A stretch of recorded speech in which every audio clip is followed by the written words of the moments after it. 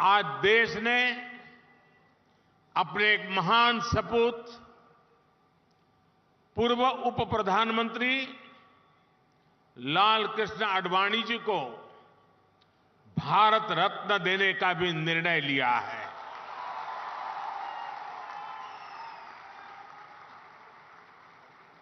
भारत के उप प्रधानमंत्री, गृह मंत्री एवं सूचना प्रसारण मंत्री के रूप में और दशकों तक एक निष्ठावान, जागरूक सांसद के रूप में आदरणीय आडवाणी जी ने देश की जो सेवा की है वो अप्रतिम है। आडवाणी जी का ये सम्मान इस बात का प्रतीक है कि राष्ट्र की सेवा में अपना जीवन खपाने वालों को राष्ट्र कभी भुलाता नहीं है।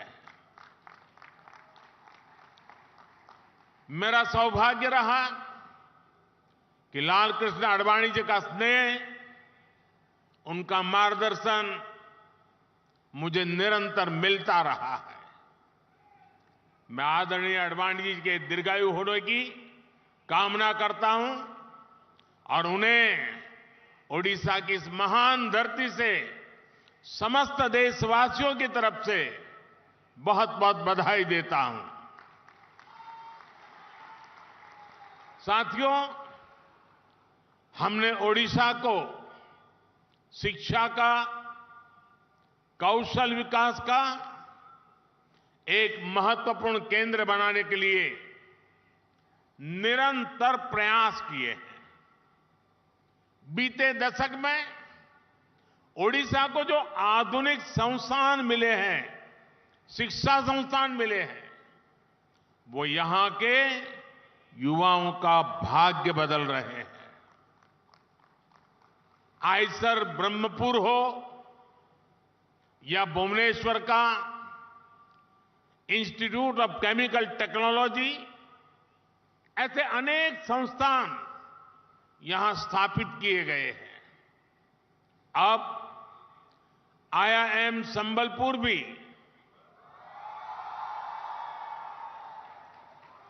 मैनेजमेंट के आधुनिक संस्थान के रूप में ओडिशा की भूमिका को और सशक्त कर रहा है।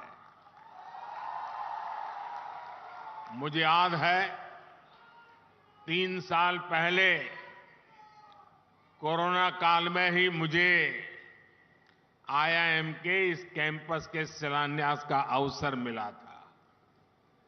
अनेक रुकावटों के बावजूद अब ये शानदार कैंपस बनकर तैयार है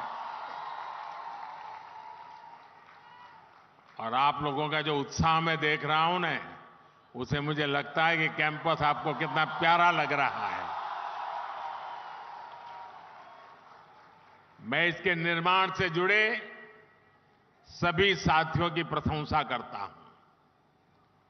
साथियों, विकसित भारत के लक्ष्य को हम तभी प्राप्त कर सकते हैं जब भारत का हर राज्य विकसित बने।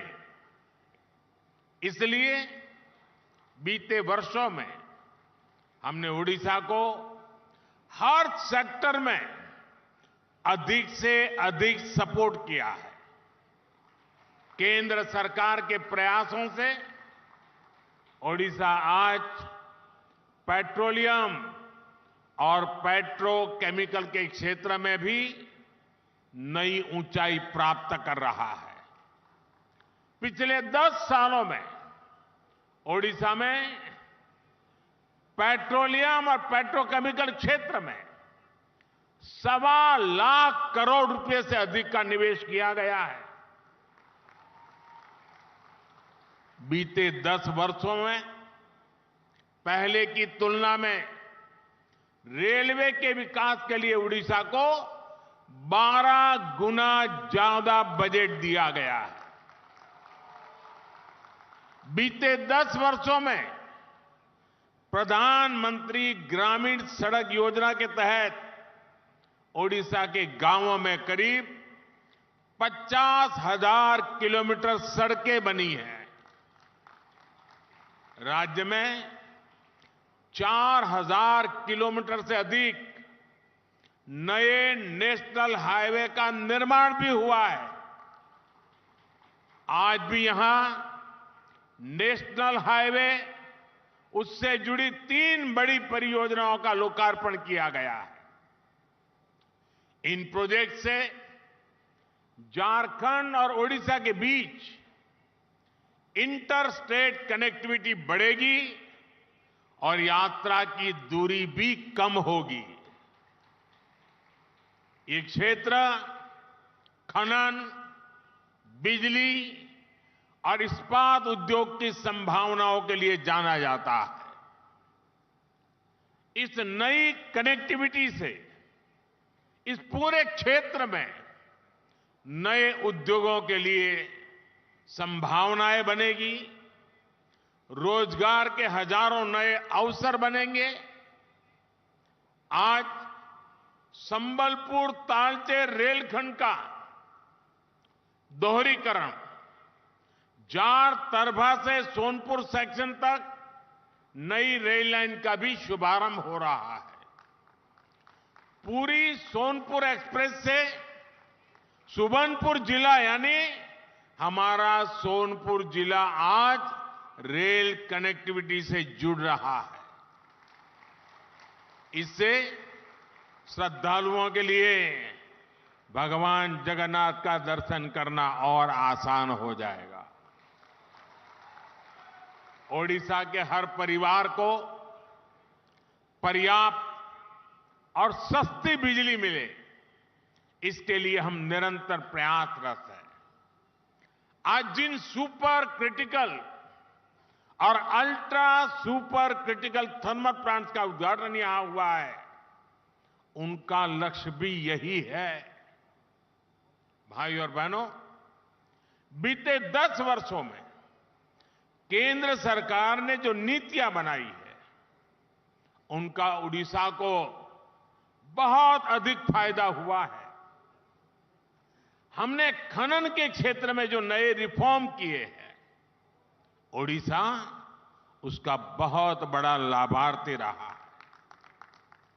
खनन नीति में बदलाव के बाद ओडिशा की आय में 10 गुना की वृद्धि हुई है। पहले खनिज उत्पादन का लाभ उन क्षेत्रों और राज्यों को उतना ही मिल पाता था जहां से खनन होता है। हमने इस नीति को भी बदला। केंद्र की भाजपा